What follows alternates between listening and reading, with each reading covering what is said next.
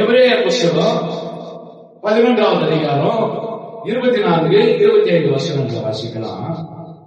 எபிரேயர் விசுவாசத்தினாலே மோசே தான் பெரியவனான போது பார்வோனுடைய குமாரத்தின் மகன் என்று சொல்லப்படுவதை வெறுத்து அநித்தியமான பாவ சந்தோஷங்களை அனுபவிப்பதை பார்க்கிலும் தேவனுடைய ஜனங்களோட துன்பத்தை அனுபவிப்பதை தெரிந்து கொண்டார். நீதிமொழிகள் ஒரு வசனம் இருக்கு. அகங்காரிகள் ஒரு பெரிய வீட்டில குடியிருப்பதை காட்டிலும் வீட்டின் மேல ஒரு மூலையில் இருப்பது நல்லது. இங்க மோசேயை சொல்லி எழுதி பாருங்க. அவன் பெரியவனான போது அவன் 40 வயசுல பெரியவன் ஆகலையா? எத்தனை வயசுல மோசே எகிப்தை விட்டு தன் தாய்மாமன் எத்ரோவின் வீட்டுக்கு போறாரு, தன் மாமன் வீட்டுக்கு எத்ரோ வீட்டுக்கு போறாரு, மீதியா தேசத்துக்கு போறாரு. யாரெல்லாம் தெரியுமா? 40 வயசுல. ஆனா இந்த வசனம் எந்த வயசுக்கு ஒத்து போக தெரியுமா? 80 வயசுக்கு தான். 80 வயசா இருக்கும்போது அவங்களுக்காக சொல்லப்பட்ட வசனம். 40 ஆண்டுகள் வனாந்திரத்திலே மீதியாம் தேசத்திலே ஆடு மாடுகளோடு வனாந்திரத்திலே காடுகளிலே தேவ தரிசனத்தை பெற்று அவன் என்ன சொல்றான்? நான் அநித்தியமான பாவ சந்தோஷங்களை அனுபவிப்பதை காட்டுகிறேன். சங்கீதத்தில் வாசிச்சையா அவருடைய வேதம் தான் என்னுடைய மனமகிழ்ச்சி. இவர் சொல்றாரு அநித்தியமான பாவ சந்தோஷம். நித்தியத்துக்கு எதிர்பார்த்து தான் அநித்தியம். அநித்தியம் அப்படின்னு சொல்லி சொன்னா ஒன்றுமே இல்லாதது, நெடுநாள் நிலைத்திருக்காதது, சாதாரணமா சும்மா சிம்பிளான ஒரு சந்தோஷம். அநித்தியமான பாவ சந்தோஷம் என்று. நித்தியமான சந்தோஷம் என்பது நிரந்தரமாக கொடுக்கக்கூடியது. நம்முடைய ஆண்டவராகிய இயேசு கிறிஸ்து கொடுக்கக்கூடிய சமாதானம் உலகத்துக்குரிய சமாதானம் அல்ல, என்னுடைய சமாதானத்தை உங்களுக்கு தருவேன் என்று சொல்றார் இல்லையா? அந்த மாதிரி அந்த அநித்தியமான பாவ சந்தோஷங்களை வெறுக்கிறான். யாரு? மோசே. இந்த வெறுப்பு எப்ப வந்தது? நான் சொன்ன மாதிரி 80 வயசுல வருது. ஏன் 40 வயசுல வரல? 40 வயசுல அவருக்கு என்ன இருந்ததுன்னு சொல்லி சொன்னா பார்வோனுடைய குமாரன் என்ற பெருமை இருந்தது. அந்த வசனத்தில் இருக்குது பாருங்க. பார்வோனுடைய குமாரத்தின் மகன் என்று சொல்லப்படுவதை என்ன பண்றாரு? வெறுக்கிறார். எப்போ அந்த வெறுப்பு வருது தெரியுமா? ஆண்டவர்களுக்கு தரிசனமாக, ஆண்டவர் தரிசனமாவதற்கு முன்பதாக பார்வோனுடைய குமாரன் என்கிற மகதையில என்ற கர்ப்பத்தில என்ற பெருமையில் அவர் வாழ்ந்து கொண்டிருந்த போது அவரால் ஒரு ஆளை மனதிரும்ப செய்ய முடியும். ஒரே ஒரு ஆளை கடவுள் பக்கமா அவரால் என்ன பண்ண முடியல? திருப்ப முடியல. அவருக்கு விரோதமான அநேக காரியங்கள் நடந்து கொண்டிருந்தது. அவரை கொலை செய்ய திட்டமிட்டிருந்தாங்க, அவரை கைது செய்ய திட்டமிட்டிருந்தாங்க. அதனால்தான் பயந்து ஓடிட்டார் அவரு. எப்ப தெரியுமா? அநித்தியமான பாவ சந்தோஷங்கள் இருக்கிறாரு. வசனம் நல்லா வாசிக்கிறாங்க. முதல்ல இருந்து வாசிங்க. விசுவாசத்தினாலே மோசே பெரியவனானான். விசுவாசம் இல்லாம சின்னவனா இருக்கிற வரைக்கும், அப்ப விசுவாசம் இல்லைன்னா சின்னவன். யாருக்கெல்லாம் விசுவாசம் இல்லைன்னா பலமான ஆகாரத்தை ருசிக்கிறவர்கள் அல்ல. வேதம் சொல்லுகிறது, நீங்கள் பாலை உணர்த்தக்கவர்கள். காலத்தை பார்த்தா தோழர்களாக இருக்க வேண்டிய நீங்கள் இன்னும் எப்படிப்பட்டவர்களாக இருக்கிறீங்க? பாலை குடித்துக் கொண்டிருக்கின்ற பால் குடிக்கிற குழந்தை அடித்தாங்காது. பால் குடிக்கிற குழந்தை வெயில கொஞ்ச நேரம் நிக்க முடியாது, அவ்வளோ சத்தம் போடும். பால் குடிக்கிற குழந்தை கொஞ்ச நேரம் தண்ணி தாக்கத்தை பொறுத்துக்காது. பால் குடிக்கிற குழந்தை யாராவது ஏதாவது ஏசலா பேசினா அங்கே உங்களுக்கு பொருளும் அழும். எப்ப இதெல்லாம் சகிக்கக்கூடிய தன்மை எனக்கு வரும் தெரியுமா? பெரியவருக்கு மெச்சூர்ட் ஆனவங்களுக்கு வரும். மோசேக்கு எப்ப மெச்சூர்ட் ஆச்சா? அவன் விசுவாசத்தை கற்றுக்கொண்ட போது அவன் தெரியவனான். விசுவாசத்தை யாருமே கற்றுக்க முடியாது. அநித்தியமான பாவ சந்தோஷங்களை அனுபவிக்கிற இடத்துல விசுவாசத்தை கற்றுக்கொள்ள முடியாது. பார்வனுடைய குமாரத்தினுடைய மகனாக இருக்கிற வரைக்கும் விசுவாசத்தை கற்றுக்கொள்ள முடியாது. பார்வனுடைய குமாரத்தின் மகனாக இருக்கிற வரைக்கும் சகலமும் கிடைக்கும். சகல தேவைகள் சந்திக்கப்படும். உலக ஆசீர்வாதம் எல்லாம் கிடைக்கும். வனாந்திர வாழ்க்கைக்கு போனாதான் என்ன கிடைக்கும்? விசுவாசம் கிடைக்கும். ஆண்டவர் பட்டி போட்டாதான், பாஸ்டிங் போட்டாதான், ஆண்டவர் உன்னை சோதிச்சாதான், ஆண்டவர் உன்னை புடமிட்டாதான் உன்னால என்ன பண்ண முடியும்? பொன்னாக மாற முடியும். இவன் அரண்மனையில் இருக்கிற வரைக்கும் அவனுக்கு எந்த கஷ்டமும் கிடையாது, எந்த கஷ்டமும் கிடையாது. அதே சூழ்நிலையில அவன் ஆண்டவராலே விசுவாசத்திலே வளரவில்லை, ஆண்டவருடைய விசுவாசத்திலே அவன் பெருகவில்லை. அவனுக்கு விசுவாசம் என்னன்னு தெரியாது. அவன் உலக வாழ்க்கையை வாழ்ந்து கொண்டிருந்தான், அநித்தியமான பாவ சந்தோஷங்களை அனுபவித்துக் கொண்டிருந்தான்.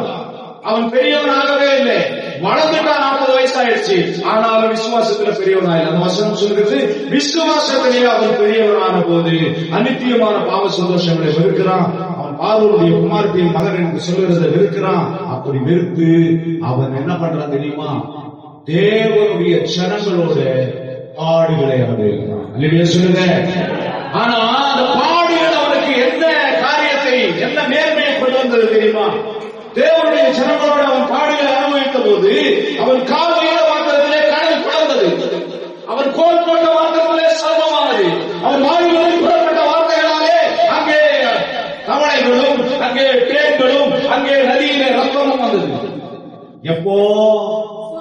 விசுவாசத்துல பெரியவனான போது, அநித்தியமான பாவ சந்தோஷங்களை அனுபவிச்சிருக்கும் போது அது வரல.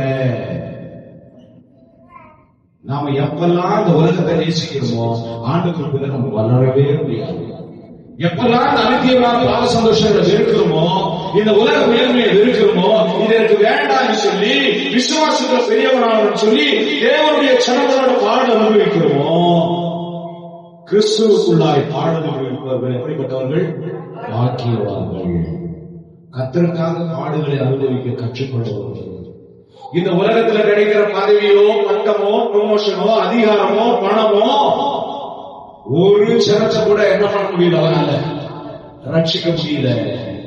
அவன் விசுவாசத்துல வல்லவனா, நான் விசுவாசத்துல பெரியவனானா, அங்கிருந்து ஆண்டவர் அனுப்புறாரு. பார்வோனுக்கு முன்னாடி வந்து நிக்கிறான். கிட்டத்தட்ட 5 லட்சத்துல இருந்து 6 லட்சம் ஜனங்களை விடுதலையாக்கி கொண்டு போறான். வனாந்திரத்துல 40 வருஷமாய் அந்த ஜனங்கள் நடந்து கொண்டு போய் கானான் தேசத்தில் அவர்கள் சேர்க்கிறார்கள். அதற்கான வழி வாசலை மோசேயின் மூலமாக கர்த்தர் செயல்படாது. உன்னுடைய வாழ்க்கையில இருக்கிற தடைகளை நீ கடக்க வேண்டுமானால் உன்னுடைய மாம்ச பலத்தாலே, உன்னுடைய பெருமையாலே, உன்னுடைய அநித்தியமான பாவ சந்தோஷங்களாலே ஒண்ணுமே செய்ய முடியாது. இத்தனைக்கும் மோசே எகிப்தின் சகல சாஸ்திரங்களையும் கற்றுத் தேர்ந்தவனாயிருந்தான். தெரியுமா உங்களுக்கு? சும்மா அரண்மனையில் அவன் சாப்பிட்டு புசு புசு விளையாடிக்கிட்டு இல்லை. அவனுக்கு எகிப்தியருடைய சகல சாஸ்திரங்களையும் கற்றுக் கொடுத்திருந்தார்கள். அந்த சகல சாஸ்திரங்களும் ஒரு மனுஷனை என்ன பண்ண முடியல, விடுதலையாக்க முடியல. போஜனமானது நம்மை தேவனுக்கு பிரியமானவர்களாய் மாற்ற முடியாது. மாம்சத்துடைய பலன் நம்மை தேவனோடு கூட உருவாக்க முடியாது. ஆவியின் பலன் தான். அபிஷேகம் அவன் மேல இருந்த வரையில் ஒரு கழுதையும் பச்சை தாடையிலிருந்து எடுத்து 1000 பேரை கொள்கிறான். தெளிலாரின் வழியில எப்ப விழுந்தானோ அவன் தலை சிறைக்கப்பட்டது. அவன் பலட்சியமானான். அவன் கண்கள் கூடாக்கப்பட்டது. சங்கிலிகளாலே கட்டப்பட்டான். சொல்லுங்க. அவனை பார்த்து அதிர்ந்து போனார்கள். ஐயோ, சிம்சோன் வருகிறாரே, நம்ம அவ்வளவுதான் இன்னைக்கு அப்படின்னு சொல்லி பயந்து போனார்கள். அபிஷேகம் இருந்த போது அவங்க அபிஷேகம் அவர்களுக்கு நீங்கிறது. அவன் மனுஷர்களுக்கு வேடிக்கை பொருளாய் மாறினான். அவரை வச்சு வேடிக்கை காட்டிட்டு இருந்தான். குரலுக்கு தலையில சைடிலே போட்டு வட்டி அடி, எகிரி குதி, ஜம்ப் பண்ணு, வில்லு நடன்னு சொல்லி சொன்னாங்க இல்லையா குரங்காட்டி. அந்த மாதிரி அவனை சங்கிலிகளாலே கட்டி அங்க கூடியிருந்த ஜனங்களுக்கு வேடிக்கை பொருளாய் மாற்றினார்களாம். அப்போ இதுல இருந்து என்ன தெரியுது? அநித்தியமான பாவ சந்தோஷங்கள் நம்மை மேன்மையாக்காது, நம்மை உயர்த்தாது, நம்மை ஜெயம் கொள்ள வைக்காது. இந்த உலகத்தில் இருக்கிற இந்த சாதாரண காரியங்கள் ஜெயமெல்லாம் ஜெயமல்ல. தேவனோடு கூட நின்று தேவனுடைய ஆவிக்குள்ளாய் அபிஷேகம் பண்ணப்பட்டு நம்ம ஜெயிக்கிற பாருங்க. சின்ன பையனா பார்த்தாங்க எல்லாரும் தாவீதை, கோலியாத்தை பெரியவனா பார்த்தாங்க. வெளியே சொல்லுங்க, கோலியாத்தை பெரியவனா பார்த்தாங்க. தாவீதை எப்படி பார்த்தாங்க? சின்ன பையனா. சின்ன பையன் போடா வீட்டுக்கு. அவன் என்ன சொல்ற, இருக்கிற கொஞ்சம் ஆட்டம் வளர்த்துட்டு எங்கடா வந்த, போடா வீட்டுக்கு. வெளியே சொல்லுங்க. இவன் கோலியாத்தை எப்படி பார்க்கிறான் தெரியுமா? தாவீது கோலியாத்தை எப்படி பார்க்கிறான் தெரியுமா? தேவனுடைய ராணுவ பலத்தினால நான் வர்றேன், உன்னை ஆகாயத்து பறவைகளுக்கு நான் இரையாக்குவேன், சிங்கத்தை பிடித்த கரடியை பிடித்த அவைகளை போல உன்னை நான் பண்ணுவேன், கீழ்ச்சி போட்டுருவா. தேவ அபிஷேகம் இருந்தது. அதனால இந்த உலகத்தில் இருக்கிற அநித்தியமான பாவ சந்தோஷங்கள் நம்மளை பிரச்சனைகளிலிருந்து ஜெயிக்க கற்றுத்தராது. அவனுக்கு நல்ல பாடி பில்டப் இருக்கிறது மோசே 40 வயசுல எல்லா சாஸ்திரங்களையும் கற்றுக்கணும். சாஸ்திரங்கள் அப்படின்னா எதுவும் மந்திரம் கிடையாது. வில்வித்த, அம்புவித்த, குதிரை ஓடுறது, கோல் சுத்துறது, கராத்தே, பிஸ்னு, குருப்போ, பாக்ஸிங்கு, இப்படிப்பட்ட கலைகளை அவருக்கு கற்றுக் கொடுத்திருந்தார்கள். அதெல்லாம் ஒன்னும் வேலைக்காகல. நீங்க சொல்லுங்க, ஒண்ணுமே வேலைக்காகல. திருப்பி 40 வயசு வாலிபர், ஒண்ணுமே வேலைக்காகல. 80 வயசு தாத்தாவா வராரு, அந்த எகிப்து தேசத்தையே கலக்கிறார். நீங்க சொல்லுங்க, வயசு முக்கியம் இல்லை, தேவனுடைய வல்லமைதான் முக்கியம். கர்த்தருடைய ஆவி எங்கேயோ அந்த விடுதலை உண்டு. நான் சின்ன பையன் சொல்றாரு, சின்ன பையன் சொல்லாத, என் வார்த்தைகள் ஒரு வாயில போறேன். ரேடியோ சொல்லுங்க. நீங்க வயசுல பெரியவங்களாக விசுவாசத்துல பெரியவங்களாக கற்றுக் கொடுக்கிறாங்க. எடுத்து வாசிக்கலாம் பாருங்க. ஆமோஸ் 4ஆம் அதிகாரம் 12வது வசனம்.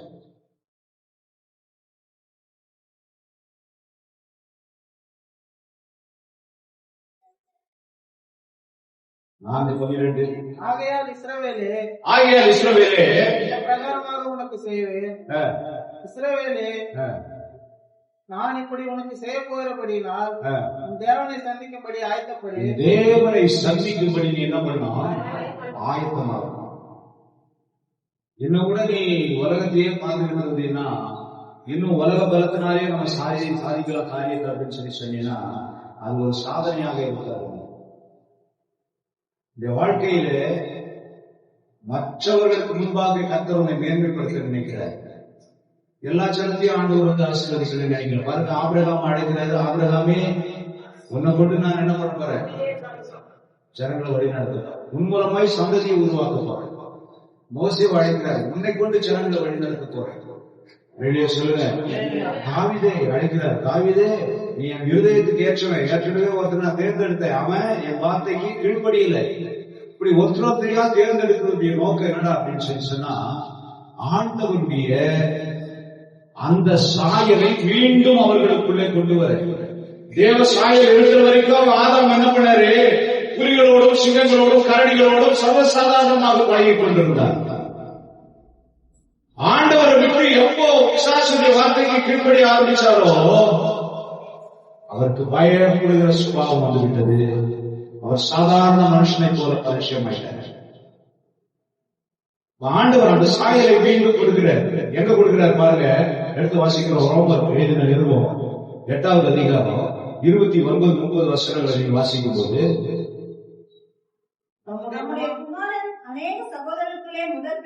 முதற் பேரானவராய் இருக்கும்படிக்கு தேவன் எவர்களை முன்குறித்தார்? உன்னை முன்குறிச்சார்னா, உன்னை தெரிந்து கொண்டார்னா, எதற்கு தெரிந்து கொண்டார்? எதற்கு முன்குறிச்சார் பாருங்க. நம்முடைய குமாரனுடைய சாயலுக்கு ஒப்பாய் மாற்றும்படிக்கு. குமாரனுடைய சாயல் சர்வ அதிகாரமுடைய சாயல். வானோர் பூதளத்தோர் பூமியின் கீழானோர் யாருடைய பாதங்களும் முடங்கும் அதிகாரமுடைய நாமம் இயேசுவின் நாமம். அவருக்கு அவ்வளவு அதிகாரத்தை ஆண்டவர் கொடுத்திருந்தார், அவ்வளவு வல்லமையை ஆண்டவர் கொடுத்திருந்தார். தேவன் அவருக்கு அதிகமான ஆவியை ஊற்றியிருந்தார். அதே வல்லமையும் அதே ஆவியையும் அவருடைய நாமத்தின் மேலே விசுவாசம் உள்ளவர்களாய் அவரை ஏற்றுக்கொண்ட பிள்ளைகளுக்கும் கொடுக்க அவர் விரும்புகிறார். அவர் நம்மை தெரிந்து கொள்வதற்குரிய நோக்கம் நம்ம அனித்தியமான பாவ சந்தோஷங்களில் வாழ்ந்து தேவனுடைய கிருபையை இழந்து போவதற்காக அல்ல, மாம்ச பலத்தாலே வாழ்ந்து நம்முடைய மாம்ச அழிவை தேடிக்கொள்வதற்காக அல்ல, ஆவியின் அழிவை தேடுவதற்காக அல்ல, நித்தியேஸ்வரை இழந்து போவதற்காக அல்ல. அவர் நம்மை தெரிந்து கொள்வதற்குரிய நோக்கம் குமாரனுடைய சாயலை நாம் தெரிந்து கொண்டு இந்த உலகத்தை கலக்கிறவர்களாக, இந்த உலகத்தை ஜெயிக்கிறவர்களாக நாம் ஆண்டவருக்காக செயல்படுகிறார். சொல்றார், என்னை விசுவாசிக்கிறவர் எதிலும் பெரிதான கிரியைகளையும் என்ன பண்ணுவான், செய்வான். நல்ல விசுவாசத்துல மோசே பெரியவனானார் என்று எழுதியிருக்கு. நாம நினைக்கிறோம் பெரியவன் ஆனான்னு சொன்னா ஏதோ வயசுல பெரியவன் ஆயிட்டாங்க, உயரம் ஆயிட்டாங்க, ஆல் பீப்புள் அப்படின்னோம். ஆல் பீப்புள் இல்லை, விசுவாசத்துல பெரியவன். ஆபிரகாம் விசுவாசித்தான், அதை கர்த்தர் என்ன பண்ணாரு, நீதியாக எண்ணினார். விசுவாசமா கர்த்தர் மேலே நாம் வைத்திருக்கிற விசுவாசமா இந்த உலகத்தை நாம ஜெயிச்சு வாழ்வதற்கான ஒரு வழி, வேற ஒரு வழியே இல்லை. பணத்தினால ஜெயிக்க முடியும் நினைச்சீங்கன்னா ஜெயிக்க முடியாது. பணத்தினால ஜெயிக்க முடியாத காரியத்தை விசுவாசத்தாலே நம்முடைய முன்னோர்கள் ஜெயித்து காட்டியிருக்கிறார். அதனால இந்த உலகத்தை மாத்திரம் தேடி அதிகமான பாவ சந்தோஷங்களை மாத்திரம் தேடி தேவனுடைய கிருபையை இழந்து போக வேண்டாம். நீங்க தேடுவது தேவனுடைய வல்லமையையும் தேவனுடைய பலத்தையும் இருக்க வேண்டும். அதற்கு அனித்தியமான பாவ சந்தோஷங்களை வெறுக்க வேண்டும். தேவனுடைய அந்த பார்வனுடைய குமாரத்தின் மகன் என்று சொல்லப்படுவதை வெறுக்க வேண்டும். அப்படின்னு சொன்னா என்ன அர்த்தம், அவர் எகிப்து அரண்மனையில வளர்ந்தபோது அவருக்கு சகல சௌகரியங்களும் இருந்து அரண்மனையில அவர் ஒரு இளவரசனாக வளம் வந்தார். எனக்கு அந்த பெருமை வேணாம் அப்படின்னு சொல்லி சொன்னார். அந்த பெருமை எனக்கு வேண்டாம், நான் சாதாரண ஜனங்களோட, என் ஜனங்களோட, என் ஆண்டவருடைய பிள்ளைகளோட நான் வாழ்வதை நினைக்கிறேன். எனக்கு பெருமையான வாழ்க்கை வேணாம்னு சொல்லிட்டு எப்போ அவர் மீதியான தேசத்திலிருந்து அங்க மீண்டுமா எகிப்து நோக்கி பிரயாணப்பட்டு வந்தாரோ, கர்த்தர் அவரை மோசேயை போல பூமியில ஒரு தீர்க்கதரிசி இல்லை என்று பெரிய தீர்க்கதரிசி இயேசு கிறிஸ்துவுக்கு முன்னடையாளர், இஸ்ரவேல் ஜனங்களை ரட்சிக்கிறவராக அவர் பெருமையான ஒரு ஸ்தலத்தை கர்த்தர் கொடுத்தார்.